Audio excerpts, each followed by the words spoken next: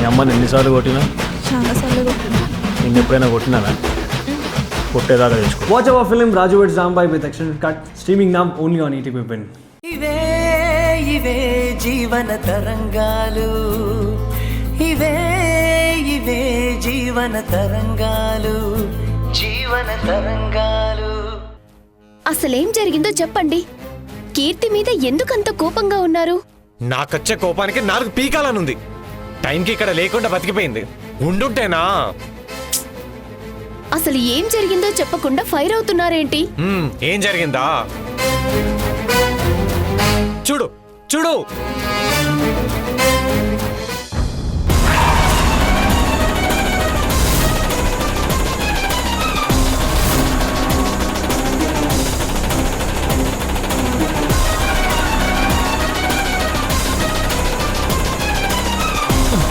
చూసావు కదా, నీ ఆడపడుచు ఎవరిని కొట్టిందో తెలుసా?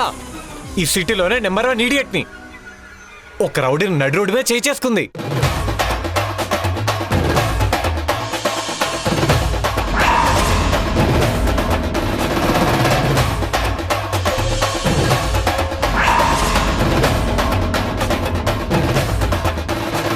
ఆ కీర్తి మీద కోపంతో నన్ను కార్తో యాక్సిడెంట్ చేసి పగ తీర్చుకోవాలని చూశాడు. ఎందుకురా ఇలా చేసావంటే, నా తప్పు లేకపోయినా మీ చెల్లె నా చెంప మీద కొట్టింది, దానికి రివెంజ్ గా తను తప్పొప్పుకొని వాడి కాళ్ళ మీద పడి కీర్తి క్షమాపణ చెప్పాలట, లేకపోతే వదిలిపెట్టానని బెదిరించాడు.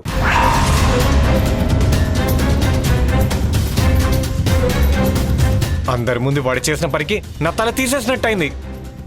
ఇప్పటికే అప్పిచ్చాడన్న సాకుతో మనని టార్చర్ పెడుతున్నాడు. అది సరిపోదన్నట్టు ఇప్పుడు కొత్త తలనొప్పి పడింది. మా అమ్మ నాన్న తనకు ఫ్రీడమ్ ఇచ్చి గారాబం చేసి పెంచడం వల్లే ఇలా తయారైంది. రౌడీ వెధవులతో గొడవపడే స్థాయికి దిగజారి ఇంటి పరువుని బజారుకి ఇచ్చింది. వాడు రౌడీ ఫెల్లో. బుద్ధున్నాడు ఎవడన్నా వాడితో పెట్టుకుంటారా? నాకే వార్నింగ్ ఇచ్చిన వాడు కీర్తి ఒంటరిగా దొరికితే ఎలాంటి ప్రమాదం తలపెట్టకుండా ఎలా వదిలి పెడతాడు చెప్పు? మా అమ్మ వాళ్ళ తీరు చూస్తుంటే కూతురు నెలకు జీతం తెచ్చిస్తే చాలు, తను ఏం చేసినా మాకు ఓకే అన్నట్టుంది. కీర్తి రాని, నేను గట్టిగా బుద్ధి చెప్తా. Stop it Mahesh. కీర్తి గురించి అనేటప్పుడు 1కి 2 సార్లు బాగా ఆలోచించుకొని మాట్లాడండి. కీర్తి ఎలాంటి పరిస్థితుల్లో వాడి మీద చేయి చేసుకుని ఉంటుందో నేను అర్థం చేసుకోగలను.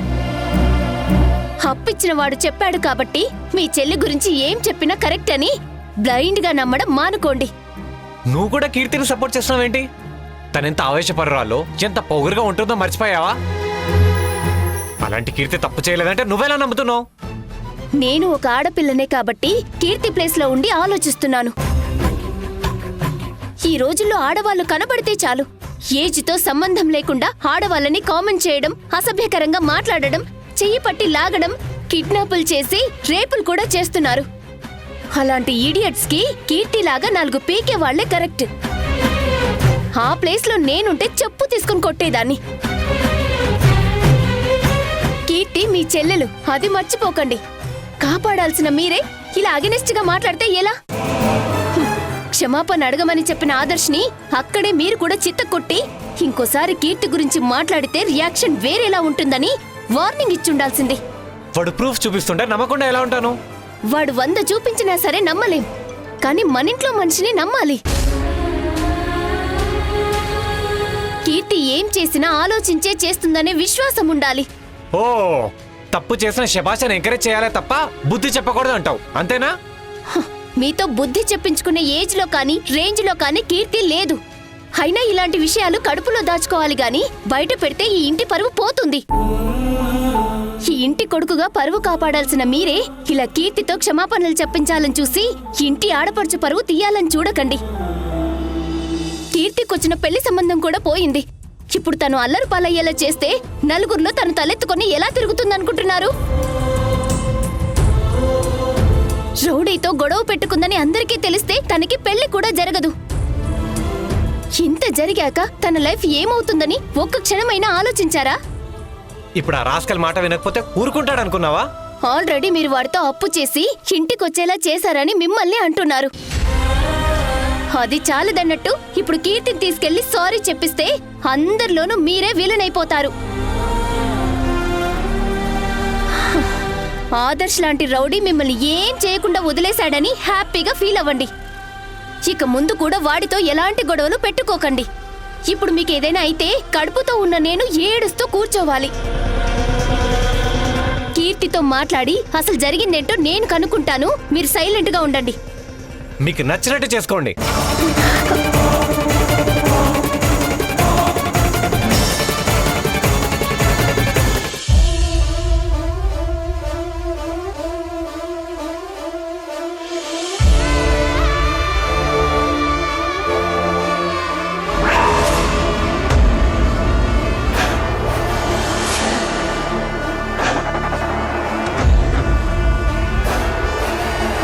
అమ్మా దేవిక, పంతులు గారు వచ్చారమ్మా. నమస్కారం పంతులు గారు. నమస్కారం అమ్మా. కూర్చోండి. బాబు కళ్యాణ్, పంతులు గారు వచ్చారు, ఓసారి రానాయనా.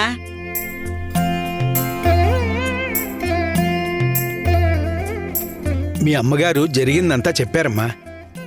జరిగిన వాటిని తలుచుకుని ఆందోళన పడకండి. తప్పకుండా పరిష్కారం కనుక్కుని దానికి పరిహారం జరిగేలా చేద్దాం. ఆందోళన పడకుండా ఎలా ఉండమంటారండి?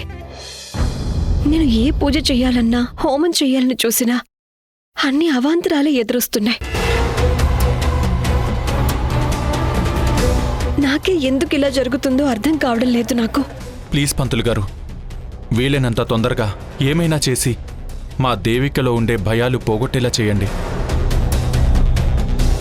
అసలే తన హెల్త్ బాగాలేదు. ఇప్పుడు జరుగుతున్న వాటిని చూసి మరింతగా తన హెల్త్ అప్సెట్ అవుతుందేమో అన్న భయం స్టార్ట్ అయింది. జరిగే ప్రతి క్రియ వెనుక ఒక కారణం ఉంటుంది. ఆ కారణం ఏంటో కనుక్కుంటే ఎలాంటి పరిష్కారం చెయ్యాలో ఆలోచించవచ్చు.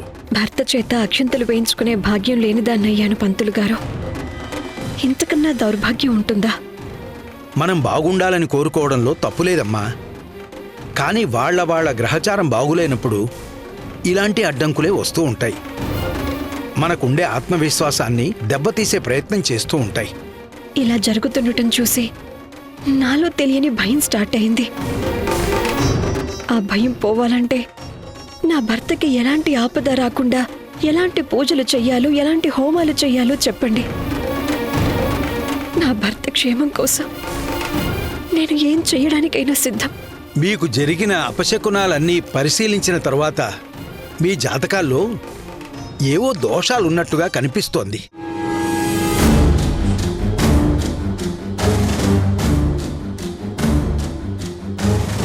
ఒకసారి మీ ఇద్దరి జాతకాలు చూపిస్తే ఎందుకిలా జరుగుతోందో ఒక అంచనాకి రావచ్చు. దేవిక, వెళ్ళి జాతకాలు తీసుకురామ్మా.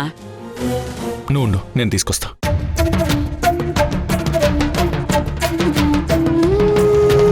ఇవే ఇవే జీవన తరంగాలు, జీవన తరంగాలు. విధి ఎంత విచిత్రం చేసిందో చూసారా? ఇంతకు ముందు మనం దూరంగా ఉన్నప్పుడు మిమ్మల్ని ఎందుకు పెళ్లి చేసుకున్నానా అని ఎన్నోసార్లు బాధపడ్డాను. కానీ ఇప్పుడు మళ్ళీ పెళ్లి చేసుకునే సందర్భం వచ్చింది. ఛాన్స్ వచ్చింది అంటే గతంలో మన మధ్యన జరిగిన పొరపాట్లు గాని, తప్పులు గాని సరిదిద్దుకొని మళ్ళీ సరికొత్తగా మన లైఫ్ని స్టార్ట్ చేసుకునే ఛాన్స్ ఆ దేవుడు ఇచ్చాడు అని నేను ఫీల్ అవుతున్నాను. మరి మీ ఫీలింగ్ ఏంటి? అంటే మన ఫస్ట్ పెళ్లి జరిగిన కొత్తలో నాతో అడ్జస్ట్ అవ్వలేకపోయావు అన్నమాట. అంటే అప్పుడు నువ్వు నా మీద చూపించిన ప్రేమంతా ఫేక్ కదా? అవేం మాటలండి? నా మాటల వెనుకున్న ఇంటెన్షన్ వేరు కళ్యాణ్. అప్పుడైనా ఇప్పుడైనా నీ మీద నేను చూపించే ప్రేమ ఒకటే. అందులో ఫేక్ అన్న మాటకి చోటే లేదు. అప్పటి కళ్యాణ్ వేరు, ఇప్పుడు నా ముందున్న కళ్యాణ్ వేరు. డిఫరెన్స్ ఏంటి? అప్పుడు రాయిలా ఉన్నారు, ఇప్పుడు రాముడిలా కనిపిస్తున్నారు. థ్యాంక్స్ దేవిక, ఇన్నాళ్ల నా కష్టాన్ని గుర్తించినందుకు చాలా చాలా హ్యాపీగా ఉంది. I'm so happy. మిమ్మల్ని దూరం చేసుకోకూడదనే ఈ పెళ్లి కొప్పుకున్నాను కళ్యాణ్. తెలుసు దేవిక, పూజల్ని పెద్దగా నమ్మని నువ్వు కేవలం నాకు ఏ ఆపద రాకూడదని నీ స్థాయి తగ్గించుకుని వీటన్నిటికీ ఒప్పుకున్నావని నా కోసం కాంప్రమైజ్ అయ్యావని తెలుసు. దేవిక, అమ్మా, అక్క, పెళ్లికి ఏర్పాట్లు స్టార్ట్ చేశారా? ఈ పెళ్లి మండపం సెటప్కి, క్యాటరింగ్కి, వీడియోగ్రాఫర్కి, ఫోటోగ్రాఫర్కి వీళ్ళందరినీ మాట్లాడడానికి ఈవెంట్ మేనేజర్ని అరేంజ్ చేస్తాను. మిగిలిన వంట సరుకులు, బంధువుల్ని పిలువటాలు మీరు చూసుకోండి. బంధువులన్న దగ్గరే చిన్న ఇబ్బంది వచ్చింది దేవిక. ఇబ్బంది ఏంటి? మనం పెళ్లిని శాస్త్రోక్తంగా జరిపించాలనుకుంటున్నాం కదా. రేపు వినాయకుడి పూజలో మీ జంటని అక్షంతలు వేసి ఆశీర్వదించాలన్నా, ఏదైనా ఆచారం ప్రకారం పెళ్లి తతంగం చెయ్యాలన్నా కళ్యాణ్ వైపు అమ్మా నాన్నలు లేరు. మరి తన వైపు పెళ్లి జరిపించడానికి ఎవరూ లేరు కదా. దాని దగ్గరే ఆగిపోయాం. కళ్యాణ్, మీకు అభ్యంతరం లేకపోతే మీ వైపు పెద్దలుగా ఉండడానికి మీ అమ్మా నాన్న వయసుండే ఒక జంటని మా బంధువుల్లోనే ఏర్పాటు చేస్తాం. మీకు ఓకేనా? నో, అక్కర్లేదు వదిన గారు.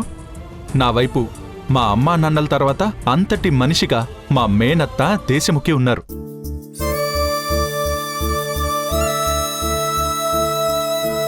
మా అమ్మా నాన్నలు చనిపోయిన తర్వాత అనాథిగా మిగిలిన నన్ను మా మేనత్త పెంచి పెద్ద చేసి నన్ను ప్రయోజకుణ్ణి చేసింది. నేనిప్పుడు ఇలా ఉన్నానంటే అదంతా మా మేనత్త వల్లే.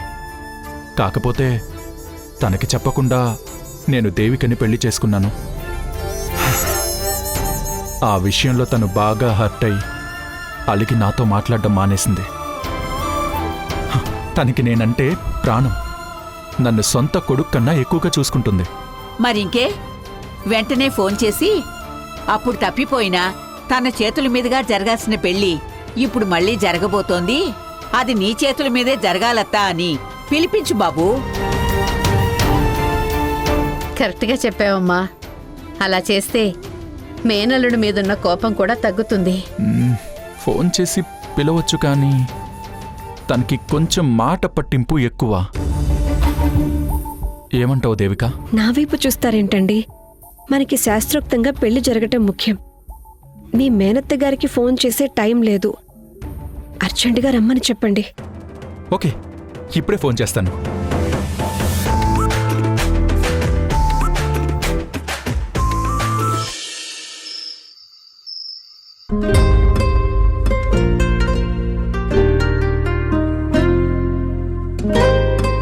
సిస్టర్, కీర్తి ఉందా? లేదు. మీరెవరు? నేను కీర్తి ఫ్రెండ్ అలేఖ్యని. అవునా, కూర్చోండి. థ్యాంక్స్ అండి. కీర్తి ఫోన్ కనెక్ట్ అవ్వట్లేదు. కొంచెం ఇంపార్టెంట్ పని పడి ఇంటికి రావాల్సి వచ్చింది. కీర్తి వాళ్ళ పిన్ని వాళ్ళింటికి వెళ్ళింది. రావడానికి ఏ టైం అవుతుందో తెలీదు.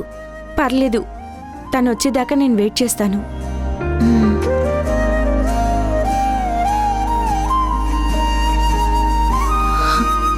హాయ్ అలేఖ్య, ఈ టైంలో వచ్చావేంటి? కీర్తి, మా అమ్మ కళ్ళు తిరిగి పడిపోయింది. హాస్పిటల్కి తీసుకెళ్లాలంటే చేతిలో పైసా కూడా లేదు. నీ దగ్గర ఒక 5,000 ఉంటే అడ్జస్ట్ చేస్తావా? శాలరీ రాగానే ఇచ్చేస్తాను. అయ్యో, నా శాలరీ మొత్తం 1 వీక్ ముందే క్లియర్ అయిపోయింది. సడన్గా అంత డబ్బంటే నా దగ్గర కూడా లేదు. ఇప్పుడేం చేయాలి?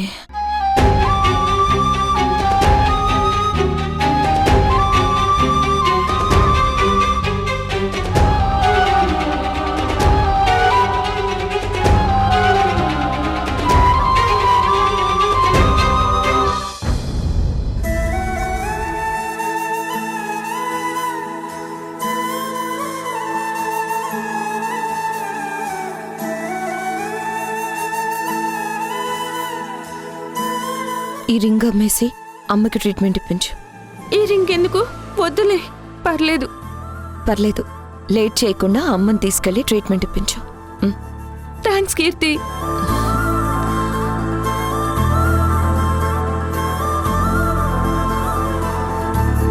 కన్న తండ్రి ఇప్పటివరకు చేసిన దానాలు చాలా ఉన్నట్టు ఇప్పుడు తన వారసరాలుగా నువ్వు కూడా దానాలు చేయడం మొదలుపెట్టావు.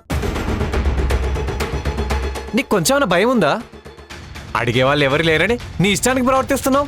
నేనేమీ తప్పు పని చేయలేదు. నాకు మంచి అనిపించింది చేయడానికి ఎవరి పర్మిషన్ నాకు అవసరం లేదు.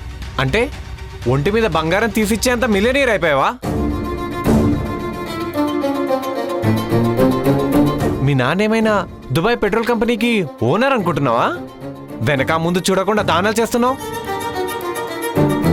నీకింకా పెళ్లి కాలేదు. పెళ్లి చేయడానికి కూడా అప్పులు చేయాలి. ట్విస్ట్ ఏంటంటే ఆ అప్పులు పుడతాయో లేదో అన్న గ్యారంటీ కూడా లేదు. నా పెళ్లి చేయమని నిన్ను అడిగానా? మరెందుకు నోరు పారేసుకుంటున్నావు? నాకు డబ్బులు ఎక్కువయ్యాయని దానాలు చేయట్లేదు. అవతల వాళ్ళు కష్టాల్లో ఉన్నారు కాబట్టి సహాయం చేశాను.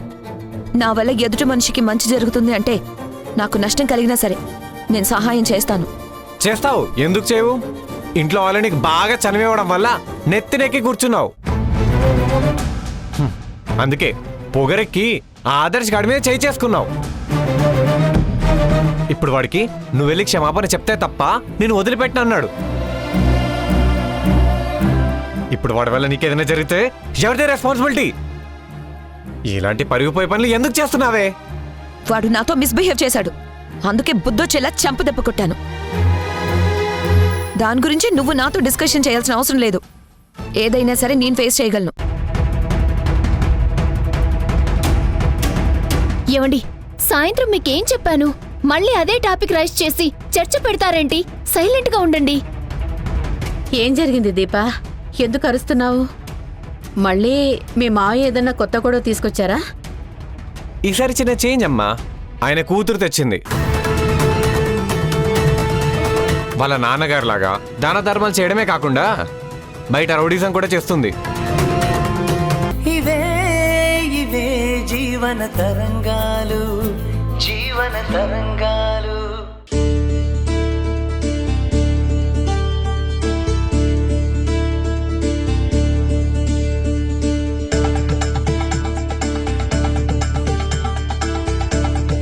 బాగున్నారా వదినా? బాగున్నాను వదినా. వెళ్ళండి. వదినా, నువ్వు ఒకదానివే వచ్చినట్టున్నావు. అన్నయ్య గారు రాలేదా? ముహూర్తం టైంకి వచ్చేస్తానని చెప్పాడు. ఖచ్చితంగా రమ్మని చెప్పు. లేదంటే కల్పన పెళ్లికి మేమెవరం రాము. ముందే చెప్తున్నాను. సరే సరే, పదండి వెళ్దాం. పంతులు గారు, అమ్మా పూజకి ఇంకేమైనా కావాలా? పళ్ళు కొబ్బరికాయలు కావాలమ్మా, తొందరగా తెప్పించండి. సరేనండి, ఇప్పుడే తెప్పిస్తాను. కీర్తి, పూజకి టైం అవుతోంది. తొందరగా పళ్ళు కొబ్బరికాయలు తీసుకురండి. తెస్తున్నానమ్మా.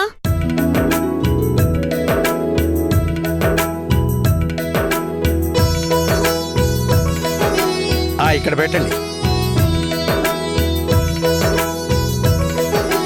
కీర్తి, అమ్మా, నువ్వు పూజకొచ్చిన బంధువుల్ని పలకరిస్తూ వాళ్ళకి టీ కాఫీలు ఏమైనా కావాలేమో చూడు. అలాగే అమ్మా. దీపా, మహేష్ ఇంకా రాలేదేంటి? ఫ్రెండ్ని కలిసొస్తానని చెప్పాడత్తయ్య.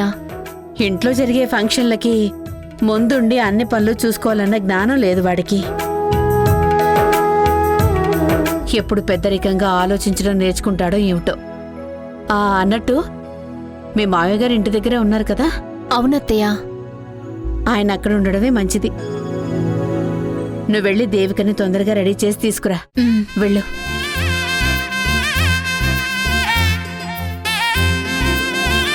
ధరణి, కళ్యాణ్ వాళ్ళ మేనత్త ఎక్కడిదాకా వచ్చిందో కనుక్కున్నావా?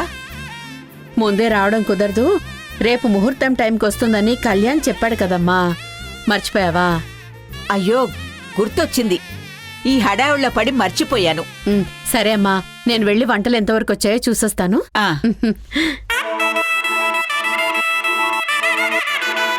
స్వామి గణేశ, ఎలాంటి విఘ్నాలు జరగకుండా ఈ పెళ్లి పూర్తయ్యేలా చూడు తండ్రి.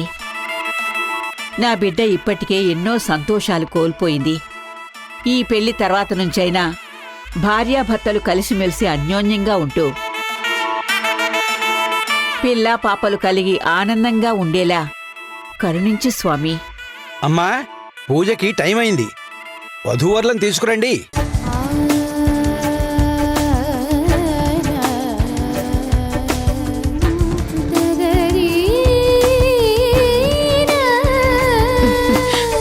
మీ ఇద్దరిని ఇలా చూస్తుంటే ముచ్చటేస్తుంది. మీ జంటకి నా దిష్టే తగిలేలా ఉంది. ఉండండి, దిష్టి చుక్క పెడతాను. అబ్బా వదిన గారు ఆగండి. ఈ శారీలో దేవిక నా కళ్ళకు దేవతలా కనిపిస్తుంది. ముందు నా దిష్టే తగిలేలా ఉంది. తనకి దిష్టి చుక్క నేనే పెడతాను. ప్లీజ్ ఆ ఛాన్స్ నాకివ్వండి. అయ్యో కళ్యాణ్ గారు, ఇలా దిష్టి చుక్క పెట్టి కాంప్లిమెంట్స్తో ఐస్ చేసి కట్నం అడగాలని ప్లాన్ చేస్తున్నారేమో. అవేవి వర్కౌట్ అవ్వవు. ఎందుకెవరు? అప్పుడైతే రిజిస్టర్ మ్యారేజ్ చేసుకున్నాను కాబట్టి పద్ధతులు ఫాలో అవ్వలేదు. బట్ ఇప్పుడు అవన్నీ ఫాలో అవుతున్నాం కాబట్టి కట్నం ఇవ్వాల్సిందే. ఇప్పుడు మీరు పెళ్లి చేసుకుంటున్నది ఇన్కమ్ ట్యాక్స్ డిప్యూటీ కమిషనర్ అని మర్చిపోతున్నట్టున్నారు. గవర్నమెంట్ ఆఫీసర్ని కట్నం అడిగారంటే కేసు పెట్టాల్సి వస్తుంది. చెప్పండి, ఇప్పుడు ఇవ్వమంటారా కట్నం? కేసులతో పనే ఉంది దేవిక. 60 కేజీల గోల్డ్ నా బెస్ట్ హాఫ్ అవుతున్నప్పుడు కట్నం దేనికి చెప్పు? నాకు సింగిల్ పైసా కూడా వద్దు.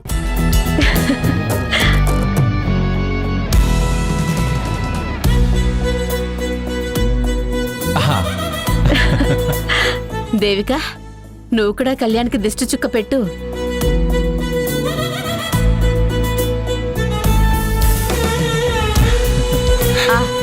పదండి, పంతులు గారు పూజకి టైం అవుతుందన్నారు. తొందర చేస్తున్నారు. వదిన గారు, ఒక్క నిమిషం. ఈ హ్యాపీ మూమెంట్ లో ఒక సెల్ఫీ తీసుకుందాం. దీపా రండి. స్మైల్.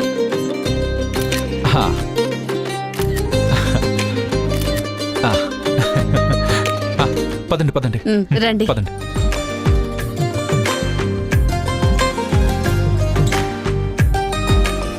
అప్పుడు మీ పెళ్లి చూడలేకపోయానే అని చాలా బాధపడ్డాను. ఆ భాగ్యం ఇప్పుడు దక్కుతున్నందుకు చాలా సంతోషంగా ఉందమ్మా. అంతేకాదమ్మా, మీ అందరి మధ్య పెళ్లి చేసుకోలేకపోయానని నిన్నటిదాకా పశ్చాత్తాపపడేదాన్ని. ఇప్పుడు జరగబోయే పెళ్లితో ఆ లోటు తీరిపోతుంది. ఈ పెళ్లితో ఎన్నో మధుర జ్ఞాపకాలు నాకు దక్కపోతున్నాయని తలుచుకుంటేనే నాకు సంతోషంగా ఉందమ్మా. చాలా సంతోషంగా ఉండమ్మా.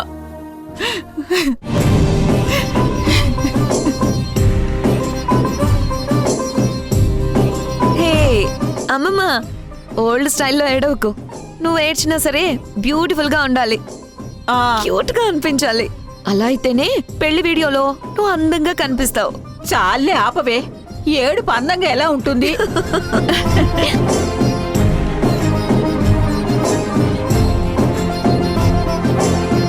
అమ్మా, ఇరువురు రండి, వెళ్ళి కూర్చోండి. పూజకి కూర్చోండి. కూర్చోండి అల్లుడు గారు. బాబు నువ్విక్కడ. అమ్మా నువ్వు అలా కూర్చో.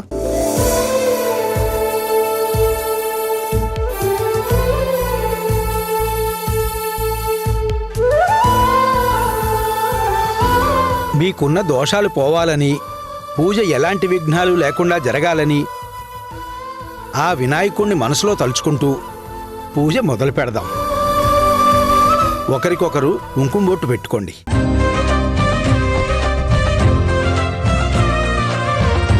ఓం శ్రీమన్మహాగణాధిపతే నమః లక్ష్మీనారాయణాయ నమో నమః. ఓం గణానాం త్వా గణపతిగుం హవామహే కవిం కవీనాముపమస్రవస్తవం జ్యేష్ఠరాజం బ్రహ్మణాం బ్రహ్మణస్పదాన శృణ్వన్నోతి శ్రీరసాగం. శ్రీగురుభ్యో నమః. గురు సాక్షాత్ పరబ్రహ్మ తస్మై శ్రీ గురవే నమః.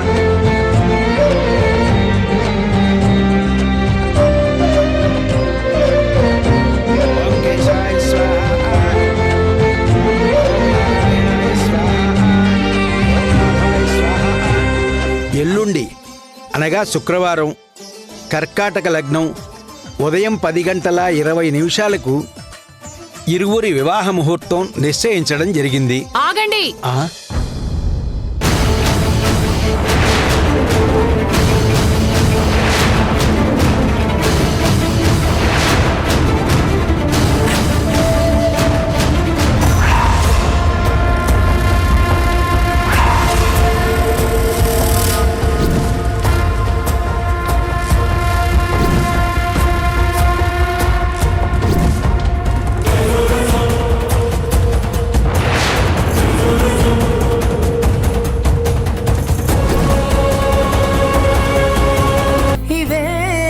ఇవే జీవన తరంగాలు, జీవన జీవన తరంగాలు. ఫ్లైట్ ఎక్కి ఇక్కడ ల్యాండ్ అయ్యాను. ముందే రావడం మంచిదైందండి. లేదంటే ఈరోజు పూజకి కళ్యాణ్ తరపున పెద్దలెవరూ లేరే. చేయాల్సిన తతంగాలు చాలా ఉన్నాయని చాలా టెన్షన్ పడ్డాం. ఇప్పుడు ఆ బెంగ పోయిందిలేండి. కళ్యాణ్ మన వైపు ఇంటికొచ్చిన బంధువులకి హారతితో దిష్టి తీసి ఆహ్వానం పలుకుతారు. కానీ ఇక్కడ అలాంటి పద్ధతులు భూతద్దం పెట్టి వెతికినా సరే ఒక్కటి కూడా కనిపించేలా లేదే.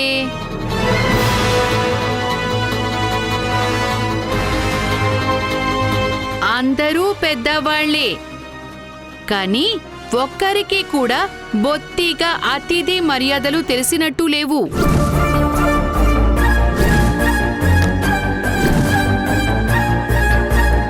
అదే మన వైపు అయితే అతిథి దేవో భవ అనుకుని అన్ని మర్యాదలు చేస్తాం. కానీ ఇక్కడ పద్ధతులే లేవు. ఇలాంటి ఇంటి అమ్మాయిని కైసా షాదీ కియా కళ్యాణ్?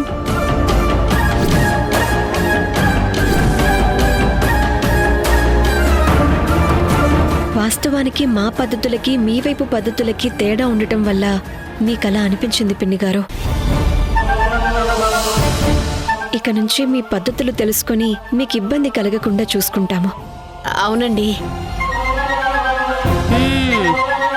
చూద్దాం చూద్దాం.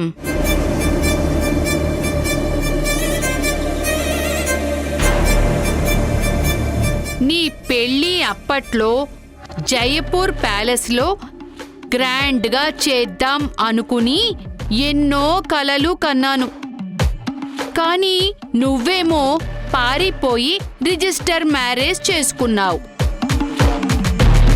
ఇప్పుడు జరగబోయే పెళ్లి మాత్రం మన పద్ధతుల్లోనే జరగాలి. అలాగేనండి.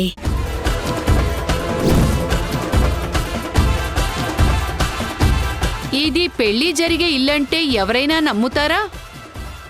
అసలు ఇక్కడ పెళ్లి జరుగుతున్న వైబు లేదు కళ్యాణ్. ఏదో హాస్టల్ లాగా అనిపిస్తోంది. ఇలాంటి ఇంట్లో పెళ్ళంటే నాకు డైజెస్ట్ అవ్వట్లేదు. వెంటనే ఇల్లంతా కలర్ఫుల్ గా గ్రాండ్ గా ఉండేలా చెయ్యండి, లేదంటే నేను ఒప్పుకోను.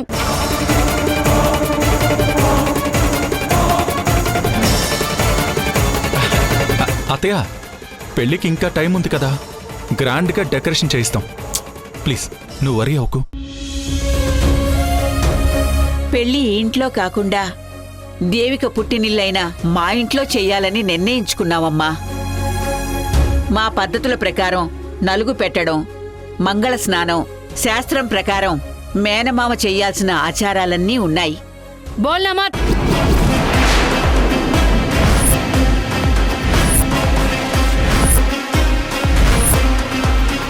బస్ ఇక చాలు, ఆపండి. మీ స్టైల్లో కాదు, మా నార్త్ ఇండియన్ స్టైల్లో జరిగే పెళ్లికి కొన్ని పద్ధతులున్నాయి.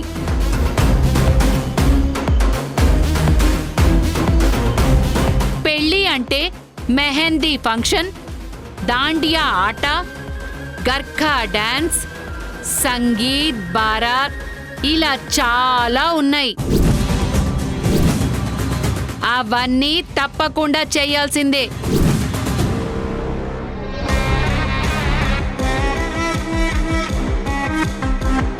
సరేనమ్మా, అలాగే చేద్దాం. అమ్మా, నేను ముందే మీకు చెప్పాను కదా, పెళ్లి జరగటం ముఖ్యం కానీ హంగు ఆర్భాటాలు వద్దు అని. చూడండి పిన్ని గారు, మీరు తప్పుగా అనుకోకండి. గుళ్ళో పూజ చేస్తున్నప్పుడు కళ్యాణ్ మీద బల్లి పడింది.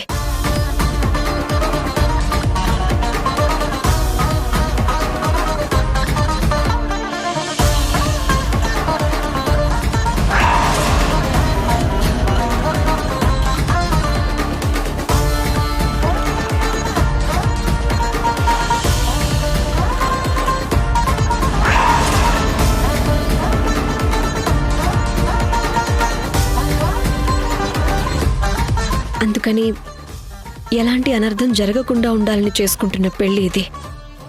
అందుకే సింపుల్గా జరుపుకోవాలని డిసైడ్ అయ్యే ఇలా చేస్తున్నా. బేసిక్గా నాకు కూడా ఏదైనా గ్రాండ్గా సెలబ్రేట్ చేసుకోవడం నచ్చదండి. బోల్నా మత్.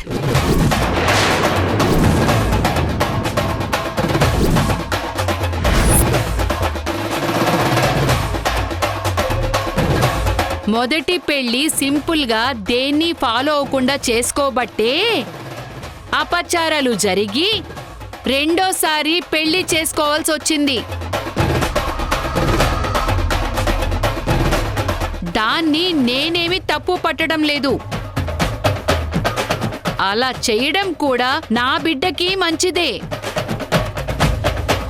కానీ నీలాంటి ఈ జనరేషన్ అమ్మాయిలు బాగా చదువుకొని తెలివి ఎక్కువైపోయి అంతా తమకే తెలుసు అన్న భ్రమలో ఉన్నారు.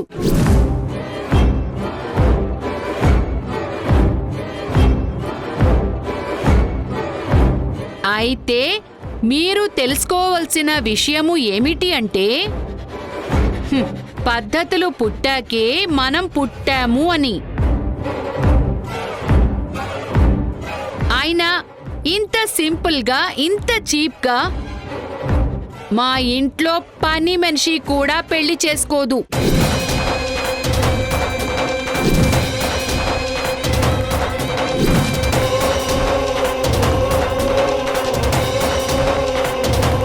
ఈ మాత్రం దానికి నన్ను అంత దూరం నుంచి పిలవాల్సిన అవసరం క్యా హే?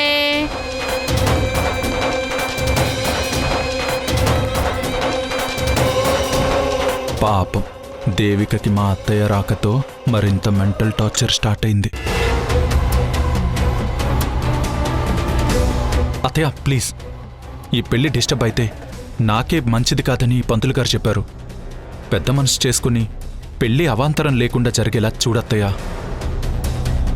అప్పట్లో మేమిష్టపడి చేసుకున్న పెళ్లి పెద్దల సమక్షంలో జరగలేదు. ఇప్పుడు పెద్దల సమక్షంలో పెళ్లి జరిగే భాగ్యం దక్కింది. మీరు చల్లని మనసుతో అక్షతలు వేసి ఆశీర్వదించటానికి హంగు ఆర్భాటాలతో పని ఉంది పిన్ని గారు. ప్లీజ్ అర్థం చేసుకోండి. కళ్యాణ్ పెళ్లిని నా కళ్ళారా చూడాలన్నదే నా కల. ఆ కల నేను అనుకున్నట్టుగా తీరకుండా ఆంక్షలు పెట్టాలని చూడకు. ఇవే ఇవే జీవన తరంగాలు, జీవన తరంగాలు. రూమ్ అంతా డస్ట్ పట్టిపోయింది. పేరుకేమో ఇన్కమ్ ట్యాక్స్ డిప్యూటీ కమిషనర్, కానీ ఆ స్థాయికి తగ్గట్టు ఏదీ లేదు.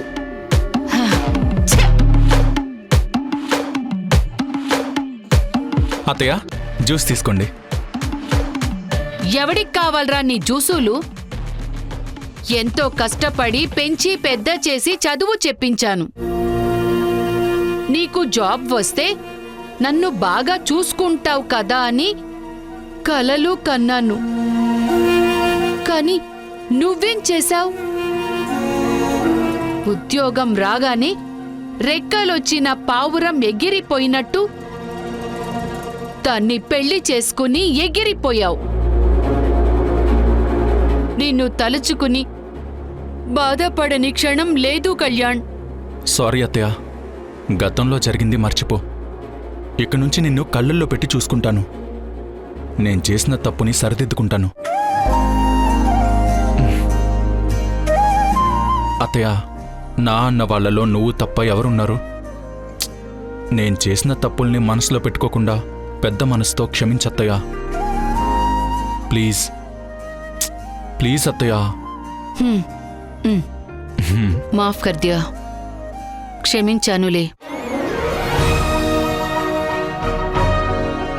కళ్యాణ్, నా బాధంతా నువ్విక్కడ మన కల్చర్ తెలియని వాళ్లతో ఎలా అడ్జస్ట్ అవుతున్నావా అని.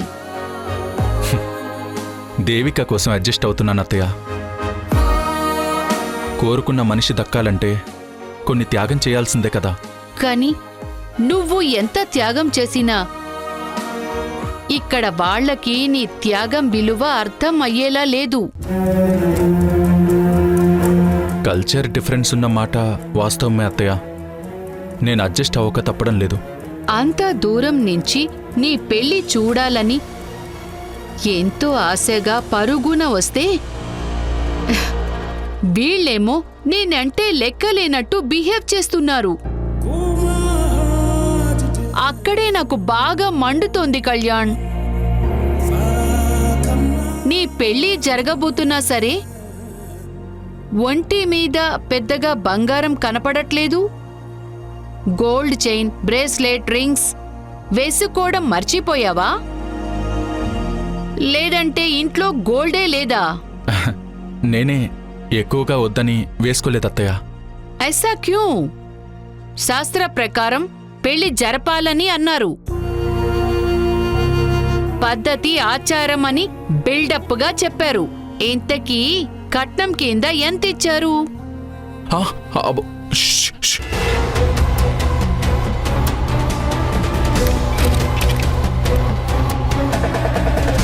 అయ్యయ్యో, ఆ మాట ఇప్పుడన్నావు కానీ ఇంకొకసారి అనకత్తయ్య, చాలా డేంజర్. క్యూ? ఎవరికి అంతలా భయపడుతున్నావు? దేవిక కత్తయ్య. చూప్, బోల్నా మత్. పెళ్ళానికి నువ్వు భయపడటమేంటి? దేవిక చాలా స్ట్రిక్ట్ అత్తయ్య. కట్నం ఇచ్చే వాళ్ళన్నా తీసుకునే వాళ్ళన్నా నచ్చదు. వాళ్ళంతా దేవిక దృష్టిలో నేరస్తులుగా కనపడతారు. జైల్లో పెట్టిస్తుంది అంతే.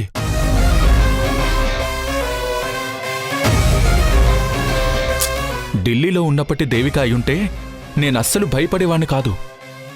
కానీ ఇక్కడికొచ్చాక ఫుల్ స్ట్రిక్ట్గా ఉంటుంది. హే భగవాన్, బిడ్డ ఇంతలా భయపడిపోతున్నాడు. అక్కడున్నప్పుడు సింహంలా ఉండేవాడివి, ఇప్పుడు చూస్తే పిల్లిలా అయిపోయావు ఏంట్రా?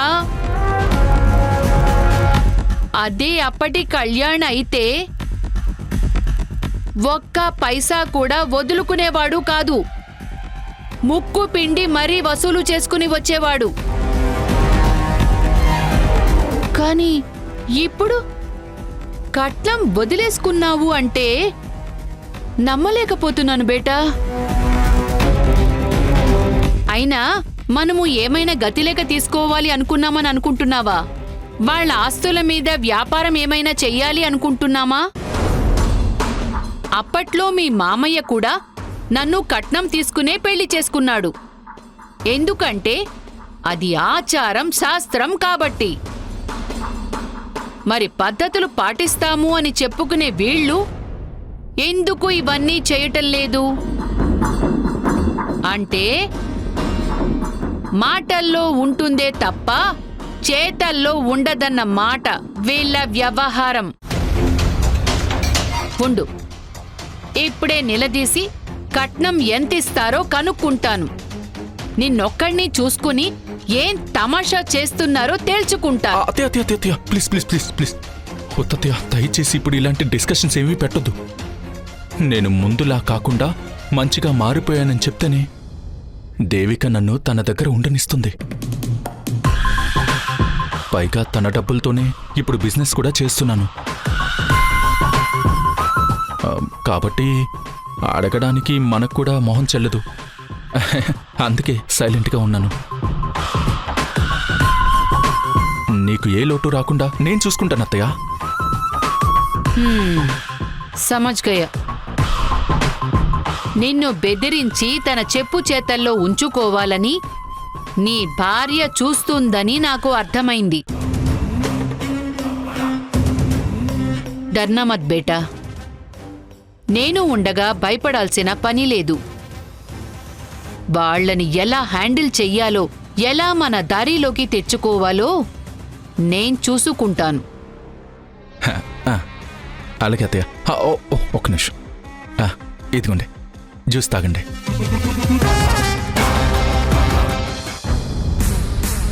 దేవిక మా మేనత్తల మధ్య అస్సలైన వార్ ఇప్పుడు స్టార్ట్ అవబోతుంది.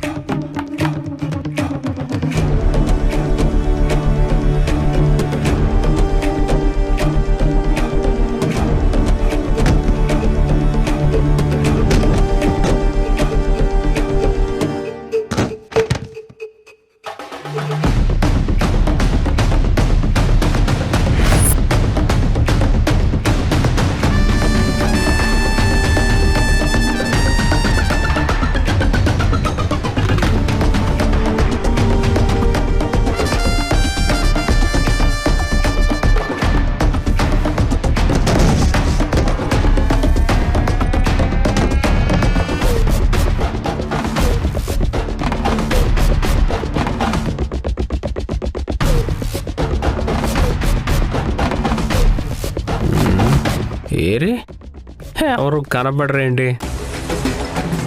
దాక్కుంటే వదిలేస్తాను అనుకున్నారా? నేను జైలుకి పోయినా పర్వాలేదు, మిమ్మల్ని మాత్రం వదిలిపెట్టను. ఇల్లేంటి ఇంత చీకటిగా ఉంది? లైట్లు ఎక్కడ ఉన్నాయి?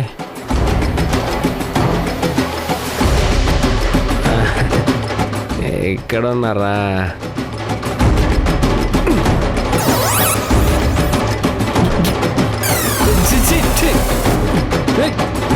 ఎవడ్రా నువ్వు? మొహం మీద పిండేస్తున్నావు. ఇవే ఇవే జీవన తరంగాలు, జీవన తరంగాలు.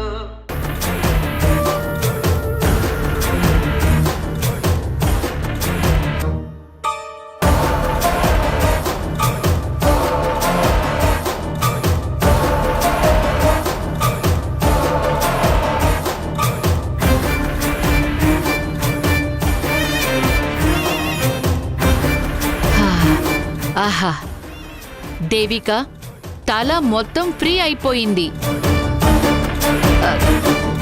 కాళ్ళు బాగా లాగుతున్నాయి. ఏమీ అనుకోకపోతే నీ మ్యాజిక్ చేసే చేతులతో కొంచెం కాళ్ళు నొక్కుతావా?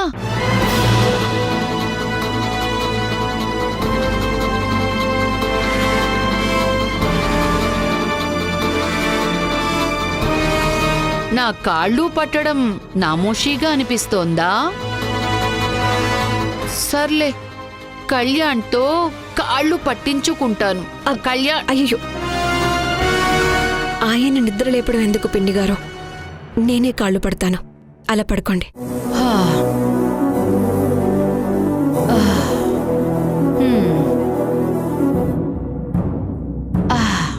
ఓహ్,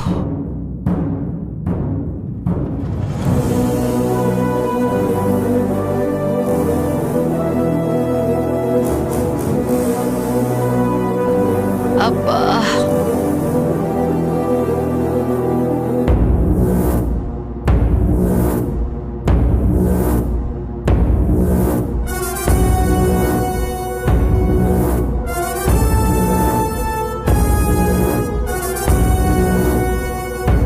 నువ్వు నొక్కుతుంటే మసాజ్ సెంటర్లో కూడా ఇంత బాగా చెయ్యారనిపిస్తోంది దేవిక. చాలా బాగా నొక్కుతున్నావు.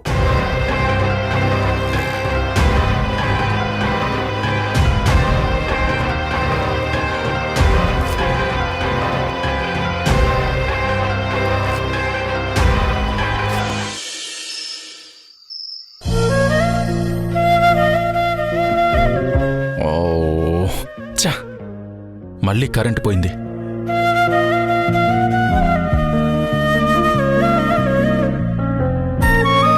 బాషాబాయ్ నమస్తే. రేపు పెళ్లికి ఇంట్లో ఫ్లవర్ డెకరేషన్ అదిరిపోవాలి. అలాగే ఫ్రెష్ ఫ్రూట్స్ స్పెషల్గా తెప్పించండి. నేను రేపు మార్నింగ్ కాల్ చేస్తాను. Good night.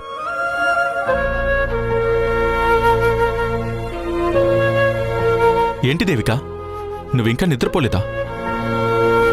ఇంట్లో ఫంక్షన్ ఉంది కదా, ఏర్పాట్ల గురించి ఆలోచిస్తుంటే సరిగ్గా నిద్ర పట్టట్లేదు కళ్యాణ్.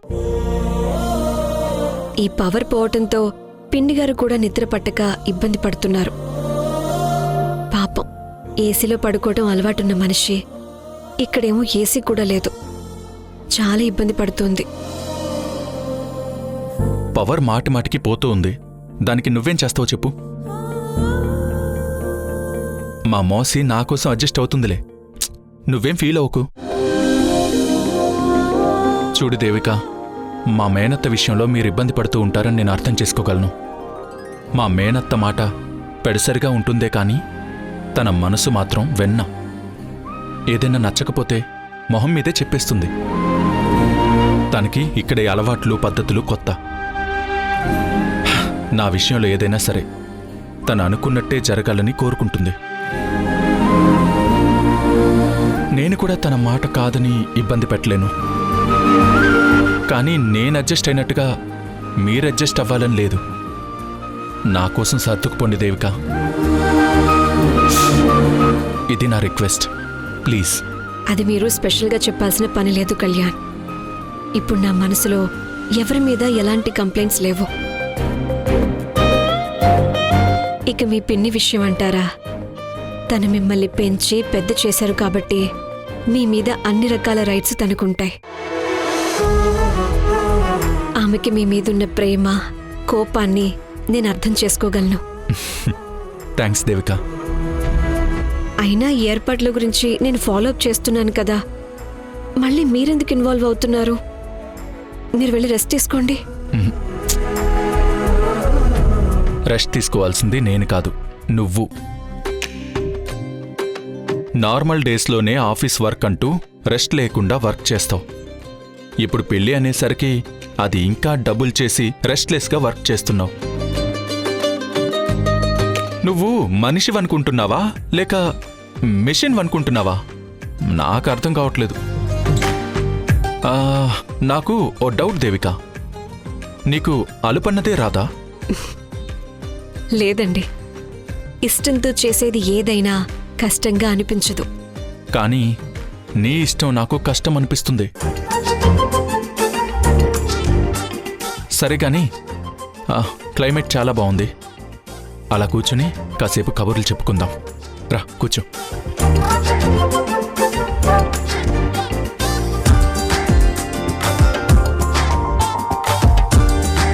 మనవేవైనా కొత్తగా పెళ్ళైన జంట అనుకున్నారా వెన్నెల్ని చూస్తూ కబుర్లు చెప్పుకోవడానికి? Why not Devika? ఇప్పుడు మళ్ళీ మనం పెళ్లి చేసుకోబోతున్నాం అంటే కొత్త జంట కిందే లెక్క.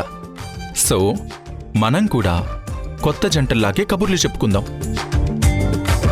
అన్నట్టు ఆ ఆకాశంలో ఆ జాబిల్లిని చూస్తే నీకేమనిపిస్తుంది? చాలా అందంగా ఉందనిపిస్తుంది. మరి మీకేమనిపిస్తుంది? ఆ జాబిలి వచ్చి నా పక్కనే కూర్చున్నట్టు అనిపిస్తుంది.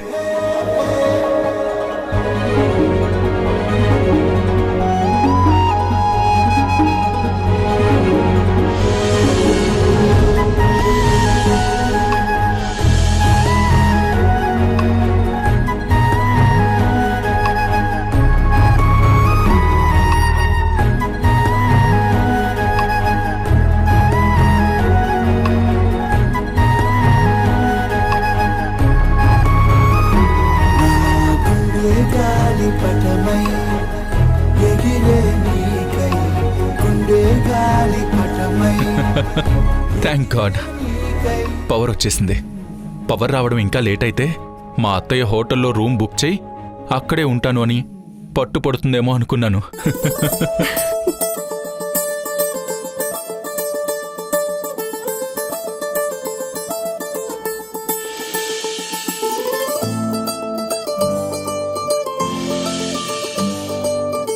అదేంటి దేవిక, చేతులకు గోరింటాకు పెట్టుకున్నావు కానీ కాళ్లకు పారని సరిగా పెట్టుకోలేదేంటి?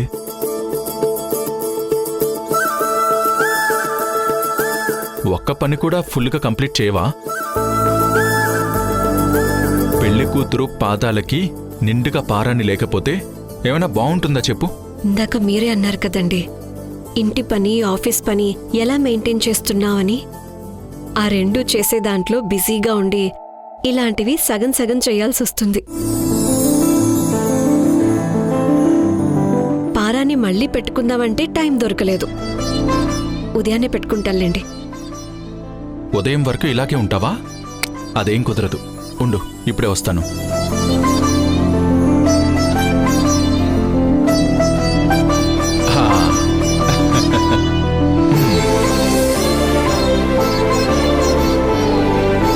ఏది దేవిక, ఇటివు. అయ్యో, ఇటివు.